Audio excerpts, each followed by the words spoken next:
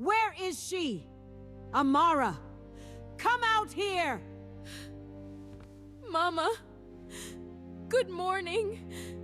Good morning. Good morning. 12 years in my son's house and you're still greeting me good morning? Once upon a time, in a small village where everybody knew everybody's business, a loud scream broke the early morning silence. Where is she? She has run away again. Villagers rushed out of their huts as Mama Eka stood at Amara's doorway, pointing angrily at an empty room. The bed was untouched, the door slightly open, and a small box was missing from under it. Kelvin pushed through the crowd, his eyes scanning the room. Amara, he called once, then again, louder. Amara. No answer. Only silence. Mama Eka clicked her tongue. I told you this woman will disgrace you one day. Now see? She has finally shown her true color. Kelvin turned sharply. Mama, stop. But his voice was weak, not the voice of a man in control. More like a man trying not to believe what he already feared. Outside, whispers spread like fire. She has left. She couldn't take it anymore. Or maybe she finally ran to find a child elsewhere. Someone laughed. That laughter stung more than anything. Because just yesterday, Amara had stood in that same village square and been mocked again, humiliated again, told again that 12 years of marriage meant nothing because she had no child. And now she was gone. But nobody knew the truth yet. Amara was already far away. 3 days earlier, she had stood behind that same door, listening quietly as her husband's mother arranged her replacement like she was discussing farm animals. A young woman, strong womb. She will come quietly, Mama Eka had said.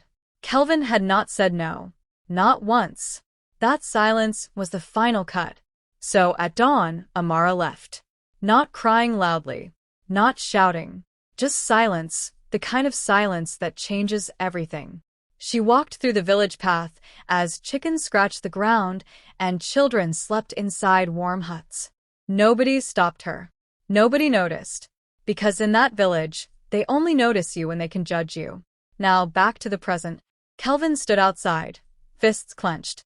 She wouldn't just leave, he said slowly. Mama Eka scoffed. Oh, please.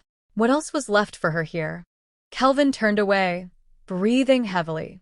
Something inside him was tightening, guilt, confusion, fear. Then one of the young boys ran in. Uncle Kelvin. People are saying they saw her near the old road carrying a bag. Kelvin snapped up. Which road? The one leading to the town. Without thinking, he ran. Behind him, voices called. Kelvin. Wait. But he didn't stop. For the first time in years, something inside him screamed louder than respect, louder than fear, louder than his mother's voice. Regret. Meanwhile, Amara arrived in the town covered in dust. Her hands were shaking, but her eyes were steady. She stood outside a small roadside stall, watching children fight over leftover food. One boy fell. Nobody helped him. Another grabbed the food and ran. The boy on the ground just cried. Amara moved without thinking. She knelt beside him. Are you hurt? She asked softly. The boy sniffed. I'm fine. But his stomach growled loudly. She looked around. Nobody cared. That was when something changed inside her. Not sadness. Not pity. Decision. She stood up and bought food from the stall with the little money she had. Eat, she said, handing it to the boy. He stared at her like she was strange, then grabbed it quickly like it might disappear. One child became two. Two became three. People started watching. She is wasting her money, a man muttered. But Amara didn't care. Because for the first time in years, someone was eating because of her. That night, in her small rented room, she sat on the floor holding old land papers. Her father's land. The land the village had forgotten. The land they mocked her for not using. Her hands tightened around the paper. What if, she whispered, then stopped. Because the thought was dangerous. Impossible, but powerful. The next morning, Kelvin reached the edge of the town, breathing heavily, asking people again and again. Have you seen her? Tall woman, brown skin, tired eyes, no one knew. Until one old woman pointed down a narrow street. She went that way, but son, she was not running away. Kelvin frowned. What do you mean? The woman's eyes softened.